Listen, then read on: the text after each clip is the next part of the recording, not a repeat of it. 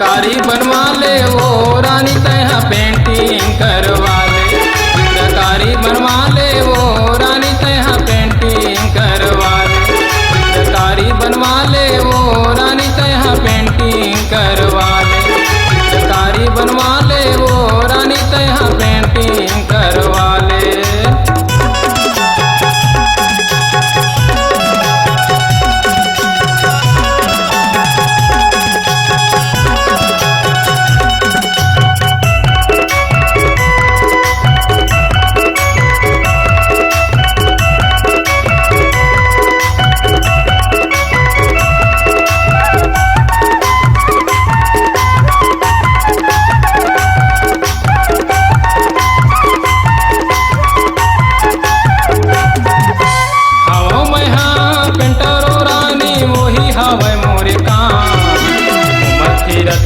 आबे वो रानी रामू किराना दुकान।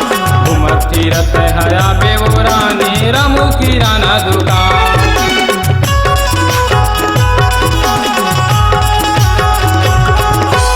आवो मैं पेंटरो रानी वही हवे मोरे कान। घूमत फिरत है आबे वो रानी रामू किराना दुकान। घूमत फिरत है आबे वो रानी रामू किराना दुकान। चित्रकारी बनवा ले वो रानी तैहा पेंटिंग करवा ले। चित्रकारी बनवा ले वो रानी तैहा पेंटिंग करवा ले।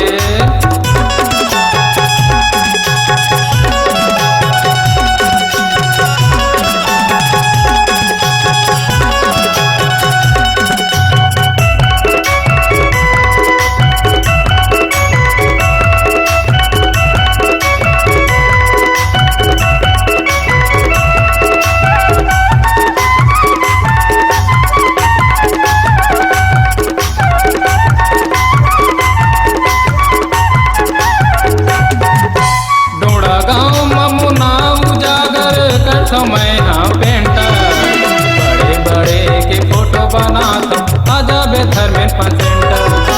बड़े बड़े के फोटो बनाता आजा बेथर में सेंटर।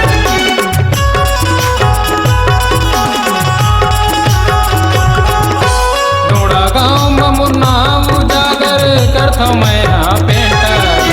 बड़े बड़े के फोटो बनाता आजा बेथर में सेंटर। बड़े बड़े के फोटो बनाता आजा बेधर में सेंटर।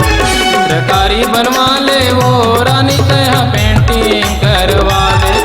चित्रकारी बनवा ले वो रानी तैहा पेंटिंग करवा ले।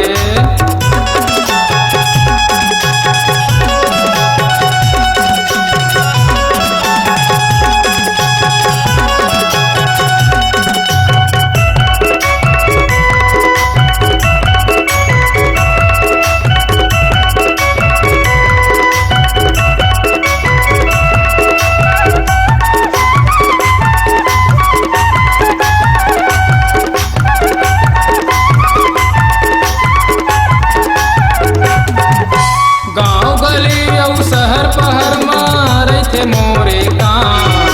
घूमत फिरत है आबे वो रानी तोड़ा बताही मोर गाँव।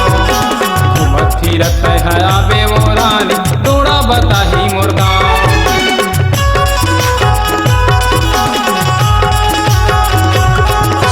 गाँव गली और शहर पहर मारे थे मोरे कान। घूमत फिरत है आबे वो रानी तोड़ा बताही मोर गाँव।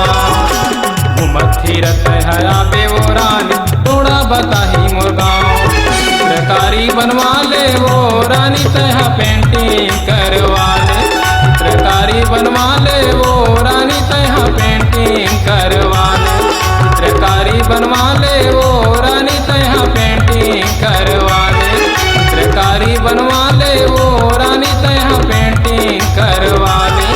चित्रकारी बनवा ले वो रानी तैहा पेंटिंग करवा ले। चित्रकारी बनवा ले वो रानी तैहा पेंटिंग कर